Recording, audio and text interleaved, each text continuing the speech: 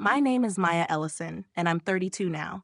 But the moment my life split in two happened 17 years ago, when I was 15 and still naive enough to believe family love was something you could earn if you tried hard enough. Looking back, it scares me how normal everything looked from the outside. We lived in a small, sun-worn house just outside Savannah, Georgia, with peeling paint on the porch railing and a swing that creaked when the wind moved it, even though nobody ever sat there. People in our neighborhood thought we were an ordinary working family. My dad, Wade, worked in warehouse shipping, and he came home each night smelling like cardboard dust and engine exhaust, too tired to do much besides collapse in front of the TV. My mom, Deirdre, ran our home like a courtroom. She didn't yell all the time. She didn't have to. She had this controlled, crisp way of speaking that made you feel like you were always one wrong answer away from punishment. In her world, you didn't just live in the house. You performed in it, and she decided who deserved applause and who deserved silence. My older brother Logan was the one who always got applause. He was 2 years ahead of me, loud in a way that filled rooms, the kind of kid who could mess up and still be called a good boy at heart. He played varsity baseball, had friends who came over whenever they wanted, and never seemed afraid of my mother's moods the way I was. He had my dad's sandy hair and my mom's bright smile, and people said things like, "Logan's got charm." Like charm was something he'd inherited the way he inherited eye color. I wasn't charming. I was quiet, careful. I looked like my grandmother on my mom's side. Dark hair, dark eyes, a face that didn't photograph brightly. Nobody ever called me ugly, but nobody ever called me beautiful either. I was the kind of kid adults forgot was sitting in the room until I moved. I didn't know the word for it then, but I was a background character in my own family. The unfairness didn't hit me all at once. It showed up in small, humiliating ways you could almost explain away if you tried hard enough. When Logan's cleats wore out, my mom bought him new ones without blinking. When my glasses got scratched so badly the world looked foggy, I asked if we could replace them because my headaches were getting worse. My mom told me to stop being dramatic and handed me a bottle of lens wipes, like that was the same thing as being able to see. When Logan forgot to do chores, it was boys will be boys. When I forgot, it was proof that I was irresponsible. I learned early how to anticipate my mother's mood, how to stay out of her line of fire, how to make myself smaller without even realizing I was doing it. In the fall of 2008, my school counselor called me into her office and told me about a program at Georgia Tech, a 2-week residential engineering camp for high school students. She explained it like it was this door that only opened for certain kids. It was competitive, she said, but if I got in, it could change my life. There were scholarships, too, full ones that covered tuition, housing, meals, everything. I remember sitting in that plastic chair with the motivational posters on the wall and feeling something I didn't let myself feel often: hope. It was sharp, almost painful. Because hope in my house was dangerous. Hope made you visible, and being visible meant becoming a target. So I didn't tell my parents I applied. I filled out the forms quietly. I wrote the essays late at night when everyone else was asleep. I asked my science teacher for a recommendation and told her not to mention it to anyone at home. I didn't want my mother looking over my shoulder, ready to decide whether I deserved it. I didn't even tell Logan, because he would have laughed and made it into a joke. When the acceptance email came, I was sitting at the kitchen table doing homework, and my phone buzzed. I opened it and stared at the words until they blurred. Congratulations. Full scholarship. I read it 3 times, then a 4th time out loud in a whisper, because I needed to hear it as a real thing in the air, not just letters on a screen. For the rest of that day, I felt like the world had turned up its brightness. I walked through school like I was floating. I smiled at nothing. I kept checking the email like it might disappear. For one afternoon, I felt like maybe I wasn't just spare parts in my own family. Maybe I mattered. Then Logan came home waving a flyer. His coach had nominated him for an elite baseball showcase in Florida. 3 days of scouts, professional attention, the kind of event my mom loved because she could brag about it. There was no scholarship. There was just a price tag. Hotel, travel, registration fees, recommended training package. My mom's eyes lit up the moment she saw it, like someone had placed a crown in her hands. That night at dinner, she set down her fork with this calm finality, like she'd already decided the ending of the story. "Maya," she said, nodding toward my laptop on the counter like it was something dirty, "you're not going to that camp." My stomach dropped so fast I felt sick. "What?" I asked, even though I heard her perfectly. "We can't afford both," she said, her voice smooth. "Logan's showcase matters for his future." "It's paid for," I said, and my voice came out smaller than I wanted. "I got a full scholarship. Everything's covered." My mom didn't even blink. "There are still travel costs. Spending money. It's still expensive." "I can take the bus," I said, and I could feel my heart pounding, like my body already knew I was about to step on a landmine. "You're 15, she said. Like that ended the conversation. "So?" The word slipped out before I could stop it. My dad stared at his plate like it was the most fascinating thing he'd ever seen. He didn't speak. Logan smirked, chewing slowly, enjoying the tension like it was dessert. My mom's tone got sweeter, which is how I knew she was getting angry underneath. "Maya," she said, "you always do this. You always make things difficult." I swallowed hard, my hands gripping my fork. "I'm not making things difficult," I said. "I earned this." Logan's smirk widened like I just told a joke. My mom leaned back, eyes cold and steady. "You're selfish." Something in me snapped, quietly but completely. 17 years later, I can still feel it, like the moment a thread breaks and you realize it was holding everything together. "No," I said. The room went silent. My mom stared at me like she couldn't process that I'd spoken without permission. "Excuse me?" I said no, I repeated, my voice shaking but clear. "I'm going." My mother held my stare for a long moment, and then her mouth curled into a thin, satisfied line, like she'd been waiting for me to finally give her a reason. "If you walk out of this house to chase your little fantasy," she said slowly, "don't bother coming back." At 15, I thought she was bluffing. I thought she was just trying to scare me into obedience. But 3 nights later, I would come home and find out she meant every word.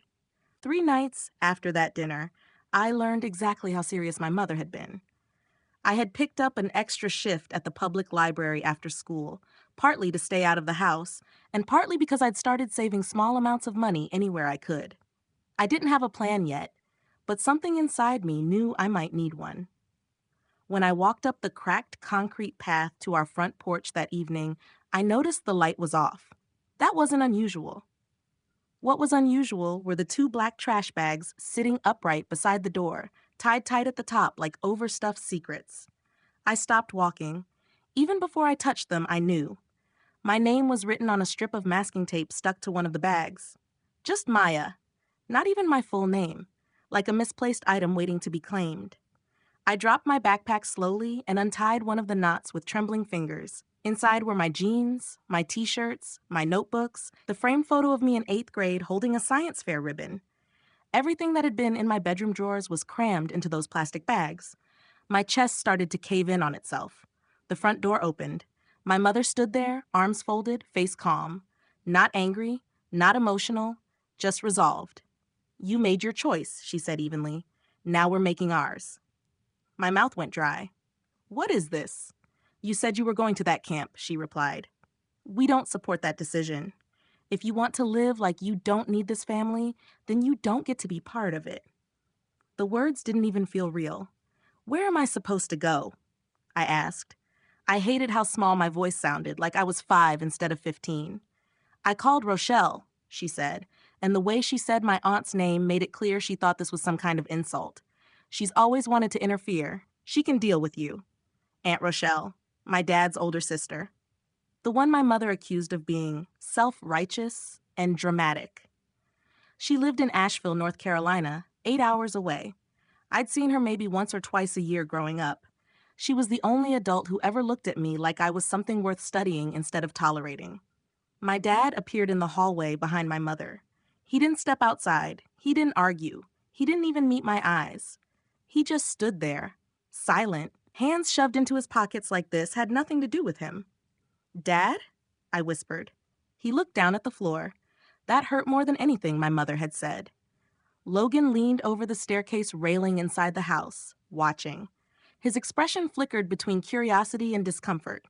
For a split second, I thought maybe he'd say something. Maybe he'd tell her this was too far. He didn't. My mother stepped back. "Rochelle will pick you up tomorrow," she said. "Don't come inside." And then she closed the door. The porch light stayed off. I stood there for a long time before sitting down on the top step beside the trash bags. The Georgia humidity wrapped around me like a damp blanket. Mosquitoes whined near my ears. The sky slowly shifted from pink to purple to black. I kept thinking this was a test, that eventually the door would open and my mother would say, "You made your point, come inside." It never opened. Around midnight, I tried the doorknob. Locked. I knocked once, softly, not because I expected her to answer, but because some part of me couldn't believe this was actually happening. No response. So I sat there. I hugged my knees to my chest and whispered to myself, "Don't cry. Don't cry. Don't give her that." Crying felt like surrender, like proof that she was right and I was too weak to survive without her. By dawn, my legs were numb and my eyes burned from staying open all night. Cars passed occasionally, headlights flashing across the porch like interrogation lights. Nobody stopped. Nobody noticed. When Aunt Rochelle's dusty blue SUV finally pulled into the driveway late the next afternoon, I didn't stand up right away. I wasn't sure my body would cooperate. She got out of the car quickly, her face tight with something that looked like controlled fury. She took in the scene in one sweep. The trash bags, me on the steps, the closed door. She didn't knock. She didn't call out to my parents. She walked straight up to me and knelt down. "Maya," she said softly. That was it. Just my name. I broke. The tears I'd been holding back for nearly 24 hours came out all at once. She pulled me into her arms and held me so tightly I could barely breathe. "You're not going back in there," she said into my hair. "Not now, not ever." The front curtain upstairs shifted. I knew my mother was watching. I wondered if she felt victorious. Rochelle stood, lifted one of the trash bags like it weighed nothing, and opened the trunk of her SUV. She didn't ask me if I was sure. She didn't tell me I needed to apologize. She didn't treat me like damaged goods being returned. She just opened the passenger door and said, "Get in." As we drove away, I stared at the house until it disappeared behind a row of trees. I felt hollow, like something essential had been scooped out of me and left on that porch. What I didn't know, what I wouldn't find out for 17 years, was that while I sat outside in the dark, my parents were at the kitchen table signing paperwork. Legal paperwork. Documents that didn't just say I was unwelcome. They said they were done. They relinquished their parental rights that night, formally transferring guardianship to Rochelle. My father signed. My mother signed. A notary stamped it. They didn't tell me. I was 15 years old and sleeping in the back seat of a car, thinking I'd just been kicked out in anger. I didn't realize they had made it official. As the miles rolled by and Georgia faded into highway blur, Rochelle kept one hand on the steering wheel and one resting gently on my knee. She didn't push me to talk. She didn't fill the silence with forced positivity. After a while, she said quietly, "You're safe now." I didn't know what that meant yet, but I wanted to believe her, because everything behind me had just shut its door. When we crossed the state line into North Carolina, something inside me shifted. Not healed, not fixed, but steadier. I didn't know what waited for me in Asheville. I only knew what I'd left behind. A porch, 2 trash bags, and a door that would never open for me again. Aunt Rochelle's house sat on a quiet street lined with maples, their leaves just starting to turn gold. It wasn't big. It wasn't flashy, but when she unlocked the front door and stepped aside so I could walk in first, I felt something I hadn't felt in years. Welcome. The house smelled like coffee and sawdust and something warm baking in the oven. There were framed blueprints on the walls, electrical schematics from projects she'd completed, and a long wooden dining table covered in paperwork. Rochelle owned a small electrical contracting business, mostly residential jobs at that point. She worked long hours and talked about wiring and permits the way other people talked about sports. It was the first time I'd seen a woman run something with that kind of authority and competence. She showed me to a small bedroom at the back of the house. There was a quilt folded neatly at the foot of the bed, a desk by the window, and a bookshelf already half filled. "I'll clear space," she said. "This is yours." Mine. The word felt unfamiliar, like trying on a jacket that actually fit. That first night, I barely slept. Not because I was scared, but because I was waiting for something to go wrong, waiting for a condition to appear. A rule I'd break without realizing. But Rochelle didn't sit me down with threats or lectures. She didn't say I owed her. She didn't make me promise to be grateful. The next morning, she poured coffee for herself and orange juice for me and said, "We do homework at the table. We tell the truth in this house, and we clean up after ourselves. That's it." That was the entire rule book. I enrolled in the local public high school the following week. I expected whispers, questions, pity. Instead, I found something better: anonymity. Nobody knew me. Nobody knew the story. I could be whoever I wanted to be without the weight of a reputation I didn't deserve. I joined the robotics club before the first semester ended. I stayed late after school to work on math competitions. I poured every ounce of my anger and confusion into equations and circuits and problem solving. If I couldn't control what had happened to me, I could control my output. Rochelle noticed everything, even when she pretended not to hover. She'd come home from job sites dusty and exhausted, and still sit across from me at the table while I worked through calculus problems. She didn't understand every formula, but she understood discipline. "You're capable of more than you think," she'd say casually, like it wasn't a life-altering sentence. I started to believe her. By the time I was 18, I had a transcript full of advanced courses and recommendation letters that described me as driven and focused. I applied to NC State University for engineering. When the acceptance letter arrived, I didn't hide it this time. I handed it to Rochelle. She read it slowly, her lips pressing together at the edges, and then she looked up at me with something shining in her eyes. "Well," she said, clearing her throat, "looks like we need to go shopping for dorm supplies." She didn't make it dramatic. She didn't make it about sacrifice. She made it practical, doable. College wasn't easy. I worked part-time. I applied for every scholarship I qualified for. I learned to stretch grocery money and survive on cheap coffee. But every time I felt like I was slipping, I thought about that porch. I refused to go backward. I graduated at 22 with honors in electrical engineering. Rochelle was in the audience wearing a navy blazer she'd bought just for the occasion. When they called my name, she stood up and clapped like I'd just won something bigger than a degree. After graduation, I pivoted into renewable energy finance. I discovered I was good at analyzing numbers, at understanding how capital moved through projects, at predicting risk. I joined a mid-sized firm that specialized in funding solar and wind infrastructure across the Southeast. I was 25 when I led my first independent project review. I was 27 when I got promoted. Meanwhile, Rochelle's business grew too. What started as residential wiring expanded into commercial contracts. She hired more technicians. She bought equipment instead of leasing it. She won a city bid that doubled her annual revenue in a single year. She reinvested everything. No flashy vacations, no unnecessary upgrades, just steady growth. We didn't talk about my parents much. The first time they reached out after I left, I was 19. My mom emailed Rochelle asking for a loan because Logan had made mistakes and needed help. She didn't ask how I was. She didn't apologize. Rochelle showed me the email without comment. Then she replied with one sentence: "You threw your child out like trash. Don't ask me for anything." I didn't know whether to feel vindicated or hollow. The second contact came years later, a generic holiday card with a smiling family photo. My name was handwritten in stiff ink. No message. No "we miss you." Just an image designed to look intact. I threw it away unopened. By then, I wasn't angry. I was something else. Independent. Rochelle never asked me to call her mom. She never tried to replace anything. She simply showed up at every milestone, every award ceremony, every birthday. She left sticky notes on my desk that said things like, "Proud of you," or "You belong here."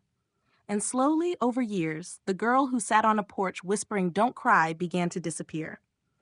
In her place stood someone who understood something powerful. Family isn't defined by who keeps you. It's defined by who chooses you. And Rochelle had chosen me every single day. By the time I turned 30, I had built a life that felt solid under my feet. I had a career in renewable energy finance that challenged me in the best ways, a condo in downtown Asheville with big windows that let in morning light, and a routine that felt earned instead of borrowed. Rochelle's company had expanded into 3 counties, and she had a small but loyal team who treated her like the force of nature she was. We had fallen into a rhythm over the years: Sunday dinners at her house, quick check ins during the week, the occasional debate about whether I was working too hard or not sleeping enough. It was during one of those Sunday dinners in late fall of 2024 that I noticed something was off. Rochelle moved slower than usual. She brushed off my questions at first, said she'd been tired, said she was just getting older, but I'd known her long enough to recognize when she was minimizing something. A few weeks later, she finally sat me down at that same long wooden table where I'd done my high school homework and told me the truth: pancreatic cancer. The word felt clinical and distant at first, like something from a medical drama. Then she added, "It's advanced," and the air left the room. I remember staring at the grain of the table, tracing the lines in the wood with my eyes, because looking at her face felt too unbearable. Rochelle had always been solid in my world. The idea of her not being there felt like someone suggesting gravity might just stop working one day. "We'll fight it," I said automatically, because that's what you say. "We'll find specialists. Clinical trials." She reached across the table and squeezed my hand. Her grip was still strong, steady. "We'll do what makes sense," she said. "But I'm not going to spend whatever time I have left pretending I'm invincible." That was Rochelle. Practical, clear-eyed, allergic to denial. The months that followed were a blur of appointments, test results, treatment plans. I rearranged my work schedule so I could drive her to chemo sessions. I sat beside her in sterile rooms with fluorescent lights and outdated magazines. I learned the sound of IV pumps and the particular silence of hospital corridors at 6 a.m. Through all of it, Rochelle never let herself become just a patient. She still took calls from her project managers. She still reviewed contracts from her laptop while wrapped in a blanket on the couch. And quietly, methodically, she began preparing for something I refused to fully acknowledge. She met with her estate attorney multiple times. She organized binders labeled in her neat, blocky handwriting: insurance documents, property deeds, business accounts, vendor contracts, password lists sealed in envelopes. One afternoon, I walked into her office and found her sitting with a stack of paperwork spread out in front of her. She looked up and caught the expression on my face. "I'm not planning to leave you tomorrow," she said gently. "I'm planning so you're not scrambling if I do." "I don't want to talk about it," I admitted, my voice tighter than I intended. "You don't have to," she said. "But I do." And that was the pattern. She handled the logistics. I handled the emotions I barely let myself feel. There were moments of normalcy in between the hospital visits. We watched old movies on the couch. We argued about whether I was overpaying for organic groceries. We sat on the back porch in the evenings, wrapped in blankets, talking about nothing and everything. Sometimes she'd look at me with that assessing gaze she'd had since I was 15. "You're stronger than you know," she said once. "I learned from you." She smiled faintly. "No, you were strong before I found you. I just gave you room." As winter settled in, her energy faded faster. The treatments bought time, but not much of it. By December, she was thinner, her movements slower. She still refused to complain. The only time I saw fear flicker across her face was when she thought I wasn't looking. In early January 2026, the doctors were honest. There wasn't much left to try. We brought her home. I moved into her guest room without discussion. Hospice nurses came and went, quiet and compassionate. The house that had once felt like a fortress of stability now felt fragile, like it was holding its breath. On the evening of January 9th, I sat beside her bed, holding her hand. The winter light outside the window had faded into soft gray. Her breathing was shallow but steady. "You did good, kid," she murmured, eyes half closed. "Because of you," I said. She shook her head slightly. "Because of you." There were so many things I wanted to say. "Thank you, I'm scared, don't go." But they tangled in my throat. Instead, I squeezed her hand and hoped she understood everything I couldn't put into words. Her breathing slowed, and then it stopped. The silence that followed was heavier than any sound I'd ever heard. I stayed there for a long time, my forehead resting against the back of her hand, trying to memorize the feel of it. The woman who had chosen me. The woman who had stood between me and a world that once discarded me. The days after blurred together. Funeral arrangements, paperwork, condolences. The memorial service filled quickly. Former employees, business partners, neighbors, even city officials came to speak about her integrity and grit. I stood at the podium and talked about the night she picked me up from a porch and changed the course of my life. What I didn't know then was that her preparations extended far beyond binders and bank accounts. 2 weeks after the memorial, my phone lit up with a number from Georgia. My mother. I stared at the screen, heart pounding in a way I hadn't felt in years. When I answered, her voice was smooth, almost rehearsed. "I heard about Rochelle. It's tragic. We should all be together in times like this." I felt something cold settle in my chest. "The memorial already happened," I said. There was a brief pause, and then she pivoted. "We heard there's a will reading. We'll be there. We've retained counsel." Retained counsel. The words weren't about grief. They were about money. And just like that, I understood. They weren't calling because they'd lost a sister-in-law. They were calling because they thought they'd found an opportunity. I hung up and stared at the wall, grief mixing with something sharper. Rochelle had handled what she could. Now it was my turn. The morning after my mother's call, I contacted Gavin Cho, the estate attorney Rochelle had worked with for years. I'd met him only once before at a holiday dinner, when he and Rochelle had spent half the evening debating zoning regulations like it was a competitive sport. He had a calm, deliberate way of speaking, the kind of voice that didn't rise even when the stakes did. When I explained the phone call, there was a pause on the other end of the line. "They've already filed paperwork," he said carefully. My stomach tightened. "Paperwork for what?" "A formal challenge to the will. They're alleging undue influence. Essentially, they're claiming Rochelle was manipulated into leaving the estate to you." I let out a short, incredulous laugh. Manipulated. The idea was almost absurd. Rochelle had never been manipulated by anyone in her life. She barely tolerated advice unless she'd already decided she agreed with it. "They're arguing that because you weren't her biological child," Gavin continued, "you exerted pressure over her during her illness. They're also requesting to attend the will reading as immediate family." Immediate family. The words felt like they belonged to someone else's story. "What does that mean?" I asked. "Do they have a case?"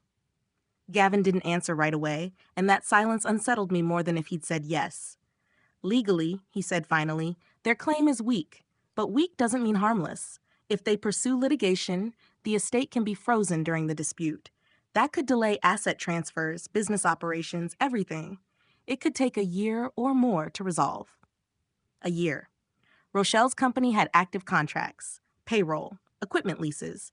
If everything stalled, employees would suffer. Projects would collapse. The business she'd built from nothing could unravel in court, while my parents gambled on leverage. "They're hoping you'll settle," Gavin added. "Offer them a portion to avoid a public battle." I leaned back in my chair, staring at the ceiling of my condo. "So they show up, make noise, threaten chaos, and I pay them to leave?" That's often how these things go. The anger that rose in me wasn't explosive. It was cold and precise. My mother hadn't called to check on me. She hadn't asked how I was handling losing the woman who raised me. She'd called to position herself for profit. "Do we have documentation?" I asked. Another pause. "We do," Gavin said. "Extensive documentation. Medical evaluations confirming Rochelle's capacity when the will was updated. Witness statements. Financial records. And something else you should review in person." The way he said that last part made my chest tighten. I agreed to meet him the next morning.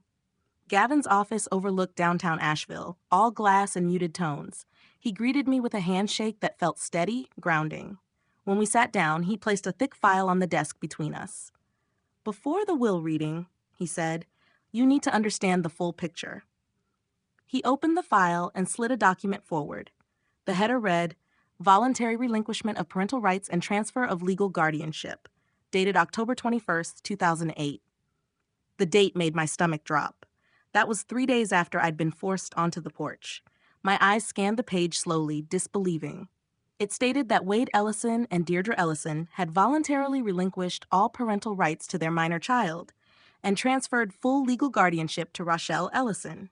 Signed, notarized, filed. I felt like the air had been pulled from the room. "They didn't just throw you out," Gavin said quietly. They formalized it. I didn't know, I whispered. I assumed you didn't. Rochelle kept this sealed with her estate records. My hands were trembling now, not from grief, but from something sharper. Clarity.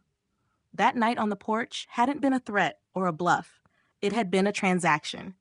They severed their legal relationship with you, Gavin continued, which severely limits their standing in this estate. But they're still her in-laws, I said, trying to process. Yes, but that's not the part that concerns them most. He slid another document forward. Final Decree of Adoption, dated May 4th, 2011. The room tilted. Rochelle formally adopted you when you turned 18, Gavin said gently, legally and permanently. I stared at the page. My name. Her name. Official seals. She never told me. She likely didn't want it to feel transactional, but legally it matters. You are her daughter in the eyes of the law. That makes you primary heir with no ambiguity. 1,000 small memories rushed through me, her calling me kid, her introducing me to clients as my girl, the way she signed birthday cards with love that never felt conditional. She hadn't just raised me, she had claimed me. They won't expect this, Gavin said. Their attorney may not even know. What happens at the will reading? I asked. We proceed as scheduled. They attend if they insist. I read the document in full. If they challenge further, we present the relinquishment and the adoption decree. Rochelle left instructions anticipating this scenario. Of course she did, I murmured. Gavin studied me carefully. There is another option. We could approach them before the reading and propose a settlement. Avoid public conflict. I thought about my mother's voice on the phone. We have counsel. I thought about Rochelle in her final months, organizing documents so I wouldn't drown in chaos. No, I said finally. We follow Rochelle's plan. Gavin nodded once. Then we proceed. The days leading up to the will reading felt heavier than the funeral. Grief was predictable. This was strategic, controlled. I reviewed financial summaries. I met with Rochelle's operations manager to ensure business continuity, regardless of legal noise. At night, though, I lay awake replaying my mother's last words to me at 15. Don't bother coming back. Now she was coming back. Not for reconciliation, for revenue. On Thursday evening, Gavin called to confirm the logistics. They've confirmed attendance, he said. They'll be bringing an attorney named Marvin Klein. I recognized the name. He specialized in aggressive estate litigation. He had a reputation for intimidation. Good, I said, surprising myself with how steady I sounded. You're certain? Gavin asked. Yes, because this wasn't about revenge. It was about record. They had signed away their rights in ink. Rochelle had rewritten my story in law. And tomorrow, in a conference room with glass walls and city views, those two truths were going to meet. For the first time in years, I wasn't the one on the porch waiting for a door to open. I was the one holding the keys. The will reading was scheduled for a Wednesday afternoon at 2 o'clock in Gavin's downtown conference room. I arrived 20 minutes early, not because I was eager, but because I needed time to steady myself. The building was all steel and glass, the kind of place designed to make everything feel clean and controlled. I wore a charcoal suit and pulled my hair back into a low knot, the way I did before major presentations at work. If this was going to turn into a performance, I wanted to look like I belonged on the stage. The room slowly filled. 2 of Rochelle's senior project managers took seats along the wall. A representative from the Community Trade Scholarship Fund she supported arrived, offering me a quiet, sympathetic smile. There was a CPA, a paralegal, and Gavin at the head of the long, polished table, arranging a neat stack of documents with the kind of precision that suggested he'd already rehearsed this. At 2:07 p.m., the glass door opened. My parents walked in like they were attending a social function. My mother wore pearls and a tailored black dress, her posture straight, chin lifted.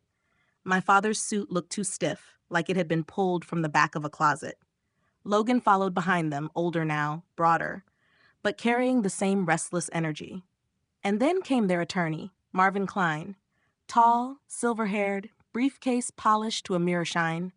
My mother's eyes found me immediately. She smiled. "Oh, Maya," she said, voice soft with manufactured warmth. "It's been so long." I didn't stand. "Deirdre," I replied. Her smile faltered for a fraction of a second before settling back into place. They took seats along the far side of the table. Marvin Klein nodded at Gavin with professional courtesy, but his eyes were assessing, calculating. Gavin cleared his throat. We'll begin. He started with formalities: the identification of the decedent, confirmation of sound mind, date of execution. His tone was even, unhurried. The listing of assets came next: business holdings, commercial property, liquid accounts, investment portfolios. I watched my mother's expression shift subtly with each figure, her eyes narrowing slightly, lips pressing together as she did silent arithmetic. Then Gavin turned a page. We now move to the section regarding specific exclusions. My mother leaned forward almost imperceptibly. Gavin read, voice steady, open quote, I make no provision in this will for Wade Ellison and Deirdre Ellison for reasons I direct to be entered into record, close quote. My father shifted in his chair. Logan's jaw tightened. Gavin continued, open quote, on October 21st, 2008, Wade and Deirdre voluntarily relinquished all parental rights to their minor child, Maya Ellison, transferring legal guardianship to me, close quote. My mother stood so abruptly her chair legs scraped across the floor. That has nothing to do with this estate, she snapped. Gavin didn't look up. Please allow me to finish. Open quote. By executing said relinquishment, Wade and Deirdre severed their legal relationship with Maya Ellison. Therefore, they do not approach this estate through her as family in any recognized legal capacity. Close quote. That's absurd, my mother said, her voice rising. She's still our daughter. Gavin calmly lifted a hand. Miss Ellison, the documentation was properly filed and notarized. It remains legally binding. Marvin Klein leaned toward my parents, whispering something in a low voice. My father stared at the tabletop. Logan's confidence had begun to thin. Gavin turned another page. And now we come to Clause 8. The air in the room seemed to still. Open quote, I bequeath the entirety of my estate, including all business interests, properties, investments, and personal effects, to my daughter, Maya Rochelle Ellison. Close quote. My mother's face drained of color. Daughter?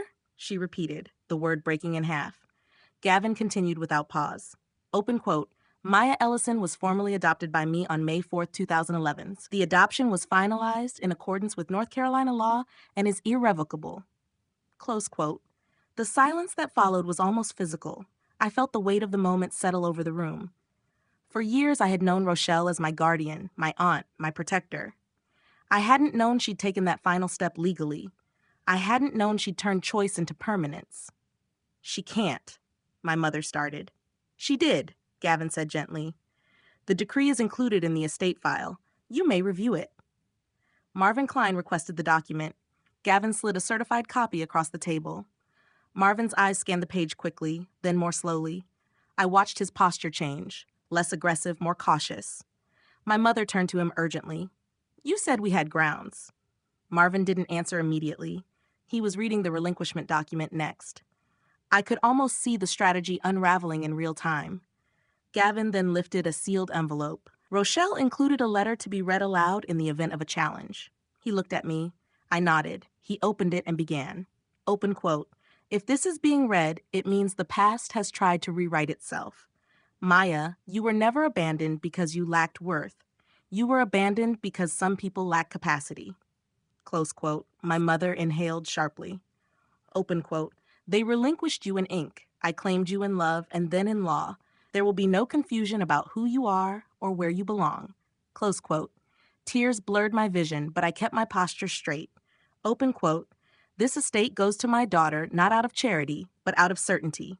She earned my trust long before she ever inherited my name. Close quote. When Gavin finished reading, the room was utterly still. Marvin Klein closed the folder slowly. We will need to reassess, he said carefully. My mother stared at him. Reassess what? We're family. Marvin finally met her eyes. Legally, that relationship was terminated. The words landed harder than anything I could have said. For the first time since walking into that room, my parents had no script. They had signed away their claim 17 years ago. Rochelle had sealed it 15 years ago. And now, in black ink and official stamps, the consequences were undeniable. I sat there, heart steady, and understood something fully for the first time. They had expected guilt. They had expected leverage. They had not expected documentation. And documentation doesn't argue. It simply exists. When Gavin finished reading Rochelle's letter, the silence in the room felt heavier than anything that had come before it. It wasn't just quiet, it was exposed. My parents had walked in expecting leverage. Instead, they were sitting under fluorescent lights with their own signatures turned into evidence. My mother was still standing, but she didn't seem to realize it. Her hand gripped the back of her chair so tightly her knuckles were white. My father hadn't moved in minutes. Logan kept glancing between Marvin Klein and my mother like he was waiting for someone to fix this. Marvin cleared his throat and adjusted his glasses. He looked different now, less theatrical, more cautious. Given the relinquishment of parental rights and the finalized adoption decree, he said slowly, the standing for a claim through Maya is compromised. Compromised, my mother snapped. She's our daughter. The room stayed still. I stood then, not because I had planned to, but because I felt something settle inside me. Not anger, not triumph, just clarity. You ended that, I said evenly. My voice didn't shake. You signed the papers? I didn't. My mother turned toward me fully now, her expression no longer polished. It was raw, almost frantic. We were overwhelmed, she said quickly. You were difficult. We didn't know how to handle you. That doesn't mean we stopped being your parents. I let that sit in the air. You didn't know how to handle a 15-year-old who earned a scholarship? I asked quietly. Her mouth opened, but nothing came out. Marvin leaned toward her again, whispering something urgent. She pulled away, shaking her head. No, she said. We're not backing down. There has to be something. Undue influence. She was sick. She wasn't thinking clearly. Gavin responded before I could. Rochelle underwent 2 independent medical evaluations during the period the will was executed. Both confirmed full testamentary capacity. Those reports are attached. He slid another document across the table. Marvin scanned it briefly, and this time he didn't argue. I would strongly advise reconsideration, he said to my parents, his tone no longer confident but controlled damage. My father finally spoke, his voice low. What are you saying? I'm saying, Marvin replied carefully, that pursuing litigation would likely fail, and it would incur significant expense. There it was, expense. The gamble had lost its shine. My mother's face crumpled, not with grief but with humiliation. So that's it? She demanded. She just walks away with everything? I held her gaze. No, I said. Rochelle gave it to me. That distinction mattered. There was a long pause. Then Gavin continued with the remaining sections of the will, charitable bequests, business succession instructions, scholarship endowments. Rochelle had allocated significant funds to trade education grants and disaster relief programs. Listening to it, I felt pride threading through my grief. Even in death, she had built something that extended beyond me. When the formal reading concluded, Gavin asked, Miss Ellison, would you like to say anything? I hadn't planned on speaking again, but the moment felt unfinished. I stood slowly. My name is Maya Rochelle Ellison, I began, the full name landing differently now. 17 years ago, I sat on a porch with my life in trash bags. Rochelle drove 8 hours to pick me up. She didn't ask what I'd done wrong. She asked if I was okay. I looked around the room, at her employees, at the scholarship representative, at Gavin. She didn't just give me a place to stay. She gave me a foundation. Everything I've built, my education, my career, my stability, started in her house. Then I turned to my parents. You keep saying we're family, I said calmly. Family doesn't require legal enforcement. Family doesn't require a courtroom. My mother's eyes filled, not with tears of apology, but with anger she couldn't use. You ended that relationship in ink, I continued. Rochelle confirmed a different one the same way.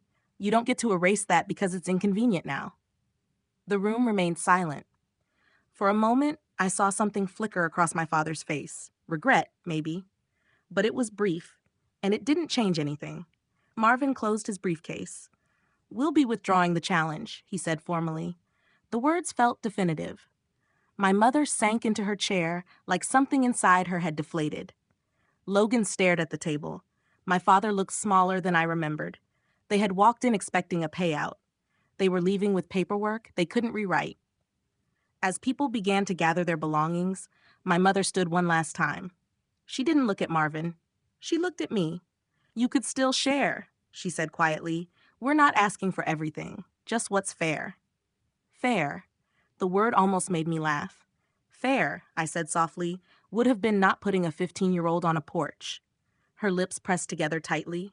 For a second, I thought she might apologize. I saw the word hover behind her eyes, but she didn't say it. Instead, she turned and walked toward the door. My father followed. Logan hesitated, glanced at me once, an unreadable look, then trailed behind them. The glass door closed with a soft click, and just like that, they were gone. Not dramatically, not explosively, just gone. I sat back down slowly. The weight in my chest wasn't vengeance. It wasn't even satisfaction. It was something steadier. Closure. Rochelle hadn't just protected me emotionally. She had protected me legally. She had anticipated this moment years before it arrived. She had known that one day the past might try to claim a share of what it had abandoned, and she had made sure it couldn't. Gavin gathered the remaining documents and gave me a small nod. "It's done," he said. I looked out through the glass wall at the city below. 17 years ago, I had been the girl waiting in the dark for someone to decide my fate. Now I was the woman watching people walk away from a door they no longer had the right to enter. And for the first time in a long time, I felt completely, undeniably secure in where I stood. The conference room felt different after they left. Lighter, somehow. Not because something had been gained, but because something heavy had finally been set down. I stayed seated for a long moment after the door clicked shut behind my parents. I half expected my body to shake, or my breath to come in uneven gasps like it had the night on the porch 17 years ago. It didn't. Instead, I felt steady. Gavin gathered the final documents into a neat stack and said quietly, "We'll begin the formal transfer process this week. Business operations won't be interrupted." His voice carried the calm efficiency Rochelle had always appreciated in him. "Thank you," I said. He gave me a look that wasn't just professional, it was respectful. "She was very intentional," he added. "She anticipated every possible angle." Of course she did. After everyone filtered out, I walked to the window. Asheville stretched below in muted afternoon light, brick buildings, slow-moving traffic, a few early spring trees just starting to green. The world hadn't shifted dramatically.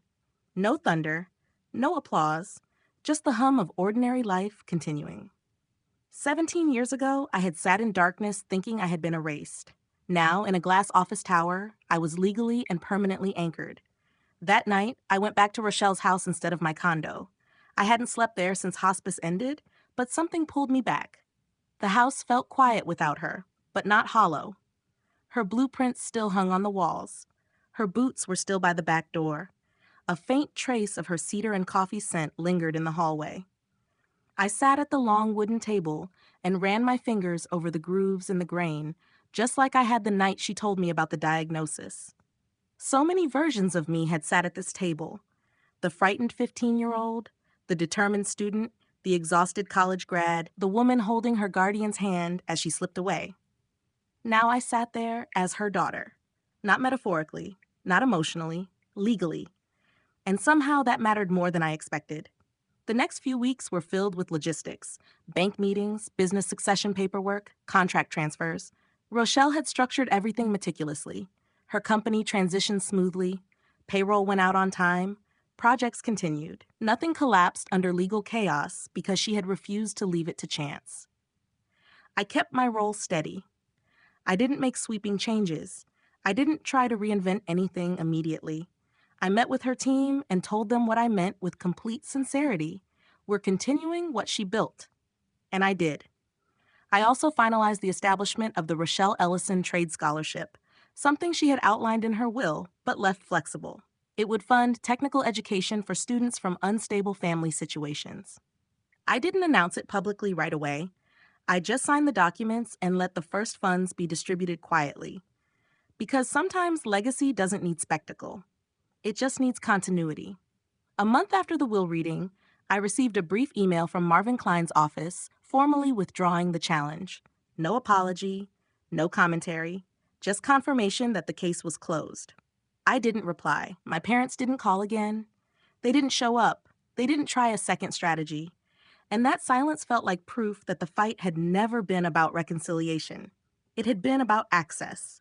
Without access to money, there was no interest in contact. That clarity didn't hurt the way it might have years ago. It simply confirmed what I already knew. One evening, about 2 months after everything settled, I stood in Rochelle's backyard at dusk. The air was cooler than it had been in January. Spring was arriving properly now. I watched the sky turn that soft violet blue that always reminded me of the night I left Georgia. Except this time, I wasn't waiting. I thought about forgiveness. People often confuse forgiveness with reopening doors. They treat it like an obligation, like something owed in the name of maturity. But forgiveness, I've learned, is internal. It's releasing the weight so you can walk upright. Reconciliation is different. That requires safety, trust, accountability. I had forgiven my parents years ago, not because they asked, and certainly not because they deserved it, but because carrying anger felt like dragging a chain. But reconciliation? That's a door you choose to unlock. And I chose not to. Standing in that yard, I felt something I hadn't expected to feel after such a long, complicated journey. Peace, not victory, not revenge, peace. Rochelle once told me, you can't control where you start. You can only control what you build from there. I started on a porch with trash bags. I built an education. I built a career. I built stability. And with her help, I built a name that no one could take from me again. The law confirmed it, but more importantly, I believed it. If there's anything my story has taught me, it's this. You don't need permission to know your worth. You don't need biological ties to claim belonging. And you absolutely do not owe access to people who once chose your absence. Some doors close loudly, others close quietly, with paperwork and signatures and a simple click of a handle. Either way, once they're closed, you get to decide whoever stands on the other side again. And this time, I'm the one holding the keys.